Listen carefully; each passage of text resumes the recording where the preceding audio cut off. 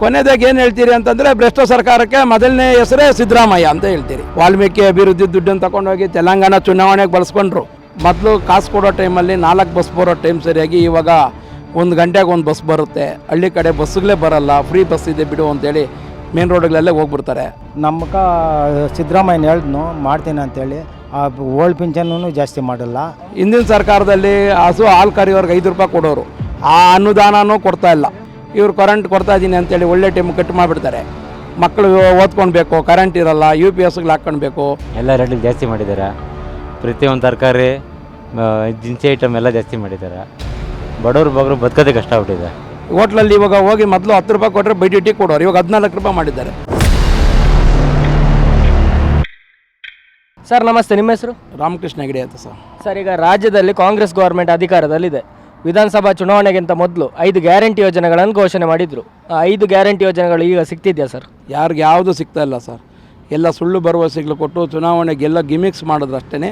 ಚುನಾವಣೆ ನಂತರ ಯಾರಿಗೆ ಯಾವುದೂ ತಲುಪಿಲ್ಲ. 1 ತಿಂಗಳೋ 2 ತಿಂಗಳೋ ಬಂತು ಅಷ್ಟೇ. ಇವಾಗ ಕೇಳಿದ್ರೆ ನಾಳೆ ಆಗಸ್ಟಲ್ಲಿ ಬರ್ತದೆ, ಇಲ್ಲ ಗೃಹಲಕ್ಷ್ಮಿ ಅಂತಾರೆ, ಅಕ್ಕಿದು ಬರ್ತಾ ಇಲ್ಲ, ಯಾವುದೂ ಬರ್ತಾ ಇಲ್ಲ ಸರ್. ಎಲ್ಲ ಫಸ್ಟು ಚುನಾವಣೆಗೆ ಮೊದಲು ಹೇಳಿದ ಥರ ಏನು ನಡ್ಕೊಂಡಿಲ್ಲ ಕಾಂಗ್ರೆಸ್ ಸರ್ಕಾರ. ಸರ್, ಮನೆ ಹೊತ್ತಿಗೆ 2,000 ರೂಪಾಯಿ, 200 unit current free, bus free, ಅದೇ ರೀತಿ ಯುವ ನಿಧಿ ಅಂತೇಳಿ 1,500 ರೂಪಾಯಿ, 3,000 ರೂಪಾಯಿ, 10 kg ಅಕ್ಕಿ, ಇದು ಯಾವುದು ಸಿಗ್ತಿಲ್ವಾ? 10 kg ಅಕ್ಕಿ ಮಾಮೂಲಿ ಕೇಂದ್ರ ಸರ್ಕಾರದ ಏನಿದೆ ಅದು ಕೊಡ್ತಾ ಇದ್ದಾರೆ. ಆ ದುಡ್ಡು ಒಂದು ಸಲ ಹಾಕ್ತಾರೆ, ಒಂದು ಸಲ ಹಾಕಲ್ಲ. ಯುವ ನಿಧಿ ಹುಡುಗರಿಗೆ ಹೇಳಿದ್ರು ಅಷ್ಟೇ, ಇನ್ನು ಯಾವ ಹುಡುಗರಿಗೂ ಯುವ ನಿಧಿ ಬಂದಿಲ್ಲ ಪಾಪ. ಬಸ್ಸುದು ಮೊದಲು ಕಾಸು ಕೊಡೋ ಟೈಮಲ್ಲಿ 4 ಬಸ್ ಬರೋ ಟೈಮ್ ಸರಿಯಾಗಿ ಇವಾಗ 1 ಗಂಟೆಗೆ 1 ಬಸ್ ಬರುತ್ತೆ. ಹಳ್ಳಿ ಕಡೆ ಬಸ್ಸುಗಳೇ ಬರಲ್ಲ, ಫ್ರೀ ಬಸ್ ಇದೆ ಬಿಡು ಅಂತೇಳಿ ಮೇನ್ ರೋಡ್ಗಳಲ್ಲೇ ಹೋಗ್ಬಿಡ್ತಾರೆ. ಜನಗಳಿಗೆ ತೊಂದರೆ ಜಾಸ್ತಿ ಆಗಿದೆ ಸರ್. ಸರ್ಕಾರ ಬಂದಾದಮೇಲೆ ಕಾಸು ಕೊಟ್ಟಿದ್ರೆ ಎಲ್ಲ ಅನುಕೂಲ ಸಿಕ್ಕೋದು. ಕರೆಂಟು ಒಳ್ಳೆ ಮೊದಲು ಕರೆಂಟೇ ಹೋಗ್ತಾ ಇರಲ್ಲ ಹಿಂದಿನ ಸರ್ಕಾರದಲ್ಲಿ. ಇವಾಗ ಇವ್ರು ಪುಕ್ಷೇಟಿ ಕರೆಂಟು ಅಂತೇಳಿ ಹಳ್ಳಿ ಕಡೆ ಕರೆಂಟು ಕೊಡಲ್ಲ, ಈಗ ಊರುಗಳಲ್ಲೂ ಕರೆಂಟು ಬರಲ್ಲ ಸರ್. ಒಳ್ಳೆ ಟೈಮಲ್ಲಿ ಕಟ್ ಮಾಡಿಬಿಡ್ತಾರೆ, ಕರೆಂಟ್ ಇರಲ್ಲ, ಏನಿರಲ್ಲ. ಆ ಯೋಜನೆ ಏನಕ್ಕೆ ಬೇಕಿದು? ಕೊಟ್ಟರೆ ಟೈಮ್ ಸರಿಯಾಗಿ ಎಲ್ಲ ಕೊಟ್ಟು ಮಾಡಿದ್ರೆ ಅದೊಂದು ಯೋಜನೆ ಅನುಗುಣ ಆಗುತ್ತೆ. ಇವ್ರು ಕರೆಂಟ್ ಕೊಡ್ತಾಯಿದ್ದೀನಿ ಅಂತೇಳಿ ಒಳ್ಳೆ ಟೈಮ್ ಕಟ್ ಮಾಡಿಬಿಡ್ತಾರೆ. ಮಕ್ಕಳು ಓದ್ಕೊಳ್ಬೇಕು, ಕರೆಂಟ್ ಇರಲ್ಲ, UPSಗಳು ಹಾಕ್ಕೊಳ್ಬೇಕು, ಇಲ್ಲ ಚಾರ್ಜಿಂಗ್ ಲೈಟ್ ಹಾಕ್ಕೊಳ್ಬೇಕು. ಈ ತೊಂದರೆ ಸುಮಾರು ಜನಕ್ಕಿದೆ ಸರ್. ಈಗ ಸರ್, ಈಗ ಲೋಕಸಭಾ ಚುನಾವಣೆ, ವಿಧಾನಸಭಾ ಚುನಾವಣೆ ಟೈಮಲ್ಲಿ ಗ್ಯಾರಂಟಿ ಯೋಜನೆ ಇತ್ತು. ಈಗ ನೋಡೋದಾದರೆ ಬೆಲೆ ಏರಿಕೆ ಬಗ್ಗೆ ಏನು ಹೇಳ್ತೀರಿ? ಬೆಲೆ ಏರಿಕೆ ಜನಗಳಿಗೆ ಪುಕ್ಷೇಟಿ ಯೋಜನೆಗೆ ನಾವು ಕೊಡೋ ಪೆಟ್ರೋಲಿಗೆ ದಿನ 3 ರೂಪಾಯಿ, ಡೀಸೆಲ್ಗೆ 3 ರೂಪಾಯಿ ಜಾಸ್ತಿ ಹಾಕಿ ಈ ಸೌಕರ್ಯಕ್ಕಾಗಿ ಏನಕ್ಕೆ ಇವರು ಯೋಜನೆ ಮಾಡಬೇಕಾಗಿತ್ತು? ಅವರನ್ನ ಮೋದಿಯವರನ್ನ ಹೇಳಿದ ಮೇಲೆ ಕಿಸಾನ್ ಸಮೃದ್ಧಿ ಯೋಜನೆ ಕುತ್ಕೊಂಡಿದ್ದ ತಕ್ಷಣ ರೈತರಿಗೆ ಪಾಣಿ ಹಾಕಿರೋರಿಗೆಲ್ಲ ದುಡ್ಡುಗಳು ಬಂತು. ಇವ್ರದ್ದು ಯಾವ ಯೋಜನೆಯೂ ಇಲ್ಲ, ಹೇಳಿರೋದು ಯಾವುದೂ ಬಂದಿಲ್ಲ. ಅವ್ರು ನಡ್ಕೊಂಡ್ರು. ಕೇಂದ್ರ ಸರ್ಕಾರದವರು ಹೇಳಿದ್ದು ಒಂದೇ ದಿನ 20 ಲಕ್ಷ ಕೋಟಿ ರೂಪಾಯಿ ಇಡೀ ದೇಶಾದ್ಯಂತ ಎಲ್ಲರಿಗೂ ಒಂದೇ ಸಲ ಸ್ಯಾಂಕ್ಷನ್ ಮಾಡಿದ್ದಾರೆ. ಇವ್ರು ಯಾವುದೂ ಮಾಡಿಲ್ಲಲ್ಲ ಸರ್. ಹೇಳ್ತಾರೆ ಯಾವುದೋ ಒಂದು ಅನುಷ್ಠಾನಕ್ಕೆ ಯಾವುದೂ ಬಂದಿಲ್ಲ. ಈಗ ಪೆಟ್ರೋಲ್ ಡೀಸೆಲ್ ಮೇಲೆ 3.5 ರೂಪಾಯಿ ಹೆಚ್ಚು ಮಾಡಿದರು. ಪೆಟ್ರೋಲ್ ಮೇಲೆ 3 ರೂಪಾಯಿ, ಡೀಸೆಲ್ ಮೇಲೆ 3.5 ರೂಪಾಯಿ ಹೆಚ್ಚು ಮಾಡಿದರು. KMF ಕರ್ನಾಟಕದಲ್ಲಿ ಹಾಲಿನ ಮೇಲೆ ಅರ್ಧ ಲೀಟ್ರು 1 ಲೀಟ್ರ್ ಮೇಲೂ 2 ರೂಪಾಯಿ ಹೆಚ್ಚು ಮಾಡಿತ್ತು. ಆದರೆ ಇಲ್ಲಿ ಕೊಚ್ಚಿ ಮೂಲಲ್ಲಿ 2 ರೂಪಾಯಿ ಕಡಿಮೆ ಮಾಡ್ತಿದೆ ಕೊಡೋರಿಗೆ ಹೊಟ್ಟೆ ಹೊಡೆದು ಕೊಂಡ್ಕೊಂಡವ್ರಿಗೆ ಬರೆ ಹಾಕಿದ್ದಾರೆ ಸರ್. ಇದು ಹಿಂದಿನ ಸರ್ಕಾರದಲ್ಲಿ ಹಸು ಹಾಲು ಕರಿಯೋರ್ಗೆ 5 ರೂಪಾಯಿ ಕೊಡೋರು, ಆ ಅನುದಾನನೂ ಕೊಡ್ತಾ ಇಲ್ಲ. ಏನು ಕಷ್ಟ ಬಿದ್ದಿದ್ದು ಹೆಣ್ಮಕ್ಳು ಸಗಣಿ ಎತ್ತಾರೆ ಅಂತ ಹಿಂದಿನ ಸರ್ಕಾರದಲ್ಲಿ ಕೊಡ್ತಾಯಿದ್ರು, ಅದು ಕೊಡ್ತಾ ಇಲ್ಲ. ಅವ್ರು ಹಾಕೋ ಹಾಲಿಗೆ 2 ರೂಪಾಯಿ ರೇಟು ಕಮ್ಮಿ ಮಾಡಿದ್ದಾರೆ. ಇಲ್ಲಿ ಕೊಂಡ್ಕೊಂಡವ್ರಿಗೆ ಜನಗಳಿಗೆ ಜಾಸ್ತಿ ಮಾಡಿದ್ದಾರೆ. ಟೀ ಕಾಫಿ ಮೊದಲು 5-6 ರೂಪಾಯಿಗೆ ಸಿಕ್ಕೋದು ನಮ್ಮ ಈ ಹಳ್ಳಿ ಕಡೆ. ಇವತ್ತು ಇಲ್ಲ ಸರ್, ಯಾವುದು ಬರ್ತಾ ಇಲ್ಲ ಸರ್. ಐಟಮೇ ಇಲ್ಲಲ್ಲ, ಸಬ್ಸಿಡಿ ಬರೋಕ್ಕಸ್ತು ಯಾವುದು ಕೊಡ್ತಾನೆ ಇಲ್ಲ ಸರ್. ಈಗ ಜನಸಾಮಾನ್ಯರಿಗೆ 2 ರೂಪಾಯಿ ಜಾಸ್ತಿ ಮಾಡಿದ್ದಾರೆ ಹಾಲಿನಿಂದ, ಆದರೆ ರೈತರಿಗೆ 2 ರೂಪಾಯಿ ಕಡಿಮೆ ಕೊಡ್ತಿದ್ದಾರೆ ಕೊಚ್ಚುಮೂಲ ಸಂಸ್ಥೆ. ರೈತರಿಗೆ ಕಮ್ಮಿ ಕೊಡ್ತಾ ಇದ್ದಾರೆ, ಜನಗಳಿಗೆ ಜಾಸ್ತಿ ಮಾಡಿದ್ದಾರೆ. ಹೋಟ್ಲ್ಗಳವರು ಜಾಸ್ತಿ ಮಾಡಿ ಜನಗಳೇ ಬರ್ಡನ್ ಸರ್. ಹೋಟ್ಲಲ್ಲಿ ಇವಾಗ ಹೋಗಿ ಮೊದಲು 10 ರೂಪಾಯಿ ಕೊಟ್ಟರೆ ಬೈಟಿ ಟೀ ಕೊಡೋರು, ಇವಾಗ 14 ರೂಪಾಯಿ ಮಾಡಿದ್ದಾರೆ. ಅಲ್ಲಿ ಅರ್ಧ ಲೀಟ್ರಿಗೆ 2 ರೂಪಾಯಿ ಜಾಸ್ತಿ ಆದರೆ ಇಲ್ಲಿ ಹೋಟ್ಲಲ್ಲಿ ಅರ್ಧ ಟೀಗೆ 2 ರೂಪಾಯಿ ಜಾಸ್ತಿ ಮಾಡಿದ್ದಾರೆ ಸರ್. ಈಗ ಸಿದ್ದರಾಮಯ್ಯ ಅವರನ್ನು ನೋಡೋದಾದ್ರೆ ಮೊದಲಿಗೆ ಗ್ಯಾರಂಟಿ ಯೋಜನೆಯಲ್ಲಿ ನ್ಯೂಸಲ್ಲಿದ್ದರು, ಈಗ ನೋಡೋದಾದ್ರೆ ಬೆಲೆ ಏರಿಕೆ ನ್ಯೂಸ್ ಆಗಿದ್ದಾರೆ. ಇನ್ನೊಂದು ಆರೋಪಗಳಿದೆ ಅವರ ಮೇಲೆ, ಮೂಢ ಆರೋಪ ಆಗಿರ್ಬೋದು. ಏನು ಆರೋಪಿ ಅಲ್ಲ ಸರ್, ಸಿದ್ದರಾಮಯ್ಯನವ್ರ ಮನೆಯವರೇ ದೊಡ್ಡ ಆರೋಪಿ ಆಗಿಬಿಟ್ಟಿದ್ದಾರಲ್ಲ. ಈಗ ಚುನಾವಣೆ ಮಾಡಲಿ ಸರ್, ಇವ್ರ ಯೋಜನೆಗಳು ಯಾವುದು ಕೆಲಸಕ್ಕೆ ಬರಲ್ಲ.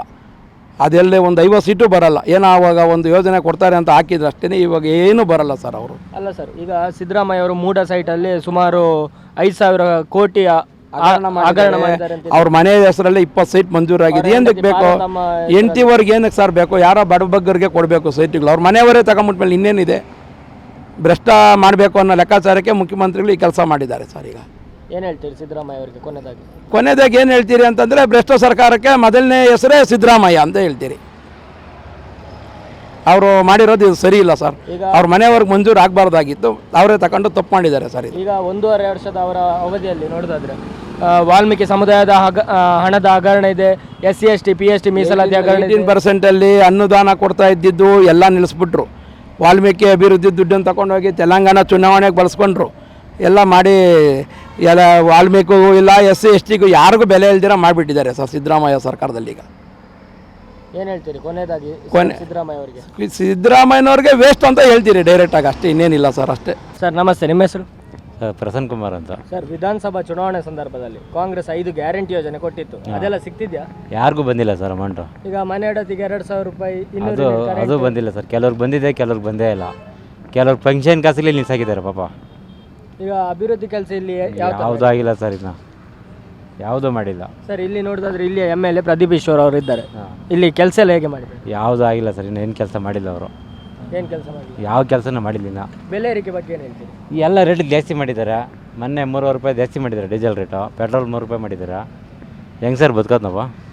ಏನು ಹೇಳ್ತೀರಿ ಸರ್ಕಾರಕ್ಕೆ? ಏನು ಹೇಳೋಣ ಸರ್, ಯಾವ್ದಾರು ಬದುಕೋಕ್ಕೂ ಕಷ್ಟ ಆಗ್ಬಿಟ್ಟಿದೆ. ಈಗ ಎಲ್ಲ ರೇಟಿಗೆ ಜಾಸ್ತಿ ಮಾಡಿದ್ದಾರೆ. ಪ್ರತಿಯೊಂದು ತರಕಾರಿ, ದಿನಸಿ ಐಟಮ್ ಎಲ್ಲ ಜಾಸ್ತಿ ಮಾಡಿದ್ದಾರೆ. ಬಡವರು ಬದುಕೋದೇ ಕಷ್ಟ ಆಗ್ಬಿಟ್ಟಿದೆ. ಸಿದ್ದರಾಮಯ್ಯ ಸರ್ಕಾರಕ್ಕೆ ಏನು ಹೇಳ್ತಾರೆ? ಸಿದ್ದರಾಮಯ್ಯ ಸರ್ಕಾರ ಅವೆಲ್ಲ ಏನು ಸರ್, ಎಲ್ಲ ಅವ್ರ ರಾಜಕೀಯ ಅವ್ರು ಬದುಕೋಕೆ ಅವ್ರು ನೋಡ್ತಾರೆ ಸರ್. ಬಡವ್ರನ್ನ ಬಗ್ಗರನ್ನ ಯಾರು ನೋಡೋರೇ ಇಲ್ಲ, ಅವೆಲ್ಲ ಅವ್ರು ಬದುಕೋದು ಅವ್ರು ನೋಡ್ತಾ ಇದ್ದಾರೆ ಅಷ್ಟೇ. ನಮ್ಮಂಥ ಬಡವ್ರನ್ನೆಲ್ಲ ಯಾರು ನೋಡ್ತಾ ಇದ್ದಾರೆ ಸರ್? ಯಾರು ನೋಡ್ತಾ ಇಲ್ಲ. ಸರ್ ನಮಸ್ತೆ, ನಿಮ್ಮ ಹೆಸರು?